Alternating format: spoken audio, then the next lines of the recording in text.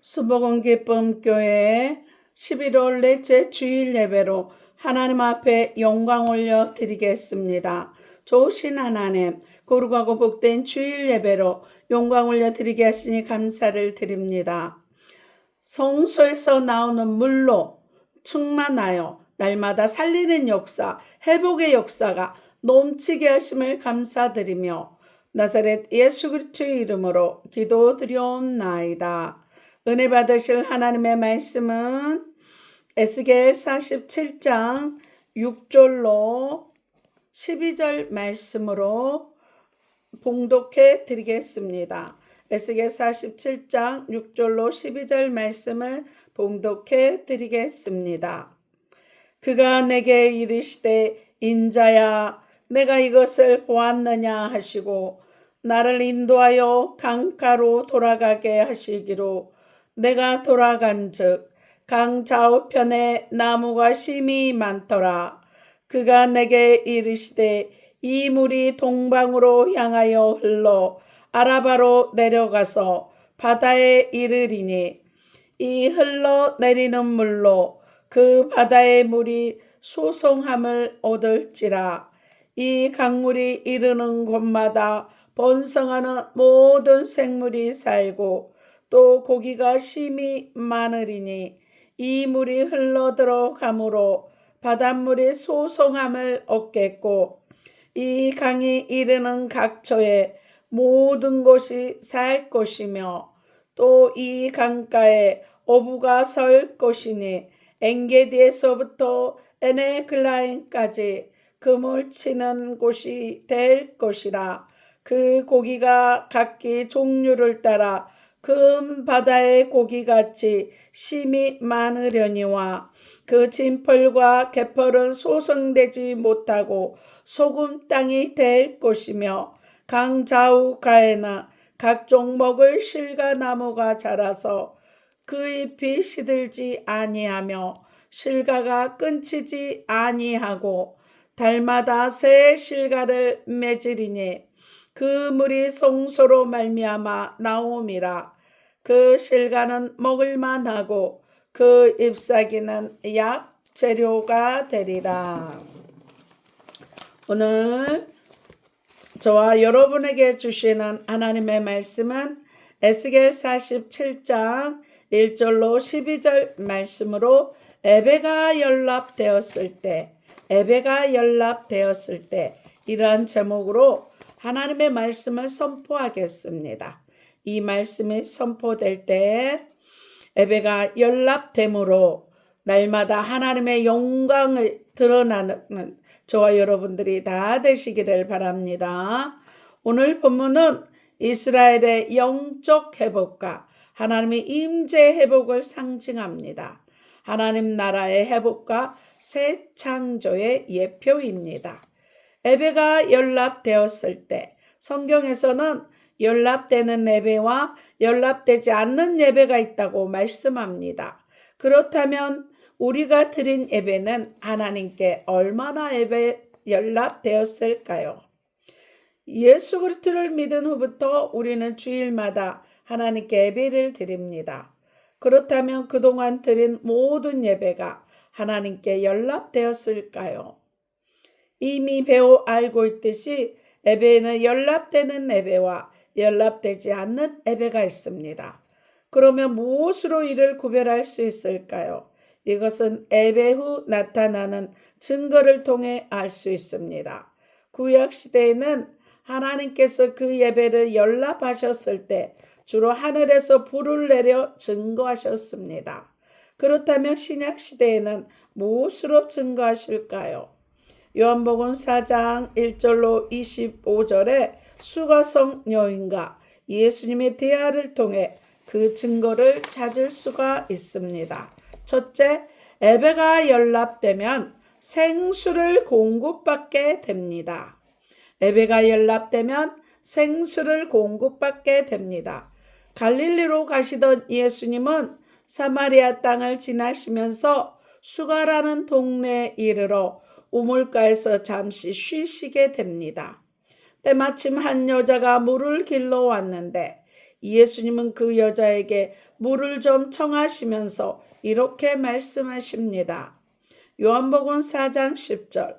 예수께서 대답하여 가라사대 내가 만일 하나님의 선물과 또 내가 물 좀 달라 하는 이가 누구인 줄 알았다면 내가 그에게 구하였을 것이요 그가 생수를 내게 주었으리라 말씀합니다. 만일 여자가 자기에게 물을 좀 달라고 하는 이가 예수님이라는 사실을 알았더라면 예수님께서 생수를 구하였을 것이요 예수님은 그녀에게 생수를 주었을 것이라고 말씀합니다. 에레미야 17장 13절에 예수님께서 생수의 근원이 되신다는 것입니다. 그리고 예수님께서 주시는 생수는 세상이 주는 것과 같지 않습니다. 요한복음 4장 13절로 14절 말씀을 다 같이 읽겠습니다. 예수께서 대답하여 가라사대 이 물을 먹는 자마다 다시 목마르려니와 내가 주는 물을 먹는 자는 영원히 목마르지 아니하리니 나의 주는 물은 그 속에서 영생하도록 솟아나는 샘물이 되리라 말씀합니다. 세상이 주는 물은 먹어도 다시 목마르지만 예수님께서 주시는 생수를 먹는 자는 영원히 목마르지 아니한다고 말씀합니다. 그러면 이 예수님은 이 생수를 무엇을 통해 우리에게 공급하실까요? 요한복음 4장 10절로 19절에 수가성 여인가에 대한 내용을 보면 영원히 목마르지 아니한 생수 이야기를 듣고 여인은 자기에게 물 좀 달라는 이가 자신의 과거를 알자 예수님을 선지자로 여기고 제일 먼저 예배에 갔나요 묻습니다. 이때 예수님의 대답이 무엇입니까? 요한복음 4장 23절로 24절 말씀을 다 같이 읽겠습니다. 아버지께 참으로 예배하는 자들은 신령과 진정으로 예배할 때가 오나니 곧 이때라. 아버지께서는 이렇게 자기에게 예배하는 자들을 찾으시느니라. 하나님은 영이시니 예배하는 자가 신령과 진정으로 예배할지니라 말씀합니다. 하나님은 영이시니 예배하는 자가 신령과 진정으로 라는 말에서 신령, 푸뉴마는 성령을 뜻하고 진정, 알레데이아는 진리 곧 하나님의 말씀을 뜻합니다. 즉 예배하는 자가 각 개인의 성령 안에서 말씀 안에 산 삶으로 예배 드릴 때 하나님께서 그 예배를 받으시고 우리에게 영원히 목마르지 아니하는 생수를 공급해 주신다는 것입니다. 둘째, 예배가 연락되면 예수 한 분만으로 만족할 수 있습니다. 예배가 연락되면 예수 한 분만으로 만족할 수 있습니다. 예수님께서 주시는 생수는 세상에 주는 것과 같지 아니하여 마시는 자마다 영원히 목마르지 않게 됩니다. 때문에 이 생수를 공급받으면 어떤 어려움 속에서도 예수 한 분만으로 만족할 수 있습니다. 수가성의 여인을 보십시오. 그녀는 6 남편을 두었으나 그 마음에 기쁨이나 만족이 없이 생활하고 있었습니다. 그러던 어느 날 우물가에서 예수님을 만나게 되었습니다. 그리고 자기의 죄를 고백하고 신령과 친정으로 예배드릴 때 영원히 목마르지 아니하는 생수를 공급받게 된다는 사실을 깨닫습니다. 다시 말하면 그동안 자기의 삶 속에 기쁨과 만족이 없었던 것이 예배가 연락되지 않았기 때문임을 깨달았던 것입니다. 그렇다면 예배가 연락되지 않으면 세상 어떤 명예도 쾌락도 물질도 우리에게 참 만족과 기쁨을 주지 못합니다. 솔로몬을 보십시오. 그는 예루살렘 왕이었고 다윗의 아들이었습니다. 전도서 1장 1절에 다윗의 아들 예루살렘 왕 전도자의 말씀이라고 말씀합니다. 다윗의 아들 예루살렘 왕이라 하면 세상 어느 누구도 가히 흉내낼 수 없는 부와 명예와 권세를 누렸다는 뜻입니다. 특히 전도서 2장 10절에서 솔로몬은 무엇이든지 내 눈이 원하는 것을 금하지 않고 무엇이든지 내 마음이 즐거워하는 것을 막지 않고 다 누려보았다고 고백합니다. 전도서 2장 10절 말씀. 네. 무엇이든지 내 눈이 원하는 것을 내가 금하지 아니하며 무엇이든지 내 마음이 즐거워하는 것을 내가 막지 아니하였다 말씀합니다. 또한 먹고 마시는 일에 있어서 자기보다 뛰어난 자가 없다고 자신합니다. 전도서 2장 25절에 먹고 즐거워하는 일에 누가 나보다 승하랴 말씀합니다. 그런데 그가 어느 날 전도자가 되어 이렇게 고백합니다. 전도서 1장 2절로 8절 말씀을 다 같이 읽겠습니다. 전도자가 가로되 헛되고 헛되며 헛되고 헛되니 모든 것이 헛되도다. 사람이 해 아래서 수고하는 모든 수고가 자기에게 무엇이 유익한고 한 세대는 가고 한 세대는 오되 땅은 영원히 있도다. 해는 떴다가 지며 그 떴던 곳으로 빨리 돌아가고 바람은 남으로 불다가 북으로 돌이키며 이리 돌며 저리 돌아 불던 곳으로 돌아가고 모든 강물은 다 바다로 흐르되 바다를 채우지 못하며 어느 곳으로 흐르든지 그리로 연하여 흐르느니라. 만물의 피곤함을 사람이 말로 다 할 수 없나니 눈은 보아도 족함이 없고 귀는 들어도 차지 아니하는도다. 솔로몬은 헛되고 헛되며 헛되고 헛되니 모든 것이 헛되도다. 사람이 해 아래서 수고한 모든 수고가 다 바람을 잡으려는 것과 같고 눈은 보아도 족함이 없고 귀는 들어도 차지 아니한다며 세상에 속한 모든 일들이 얼마나 헛된 것인가를 거듭 강조하였습니다. 이것은 솔로몬 개인의 고백이 아니라 하나님께서 솔로몬을 통하여 이 세상에 속한 모든 것이 헛될 뿐이며 결코 만족함을 주지 못한다고 못 박아 놓으신 것입니다. 그런데 우리는 수가성 여인처럼 주 안에서 만족하지 못하고 세상 헛된 것들을 통해 만족을 찾으려고 얼마나 힘씁니까? 그래서 예수님은 수가성 여인을 통해서 우리의 예배가 연락되지 않는 한 어떤 육신의 낙도 결코 우리에게 만족을 주지 못한다고 말씀합니다. 오직 생수의 그 눈이신 예수님께 나와 우리의 죄를 고백하고 신령과 진정으로 예배드릴 때 하나님께서 그 예배를 기쁘게 받으시고 우리에게 영원히 목마르지 아니하는 생수를 공급하여 주십니다. 그리고 그 생수를 공급받을 때 우리는 예수 그리스도 한 분만으로 만족할 수 있게 됩니다. 셋째, 예배가 연락되면 살리는 역사가 일어납니다. 예배가 연락되면 살리는 역사가 일어납니다. 에스겔 47장에 보면 하나님의 성전에서 생수가 흘러나온다고 말씀합니다.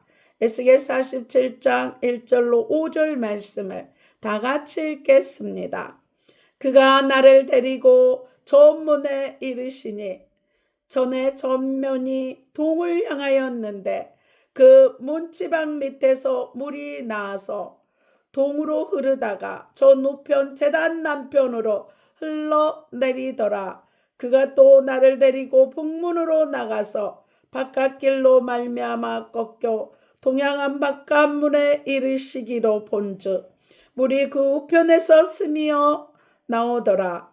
그 사람이 손에 줄을 잡고 동으로 나아가며 일천척을 청량한 후에 나로 그 물을 건너게 하시니 물이 발목에 오르더니 다시 일천척을 청량하고 나로 물을 건너게 하시니 물이 무릎에 오르고 다시 일천척을 청량하고 나로 물을 건너게 하시니 물이 허리에 오르고 다시 일천척을 청량하시니 물이 내가 건너지 못할 강이 된지라.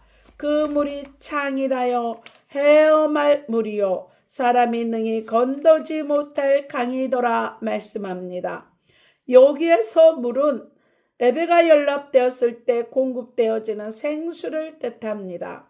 그 물이 성전 문지방 밑에서부터 흘러나와 발목, 무릎, 허리로 창이란 강을 이루었다고 말씀합니다. 물이 창이라여 강을 이루었다는 것은 생수를 공급받되 발목이나 무릎까지 받은 것이 아니라 헤엄쳐 다닐 정도로 장일하게 받았다는 것입니다.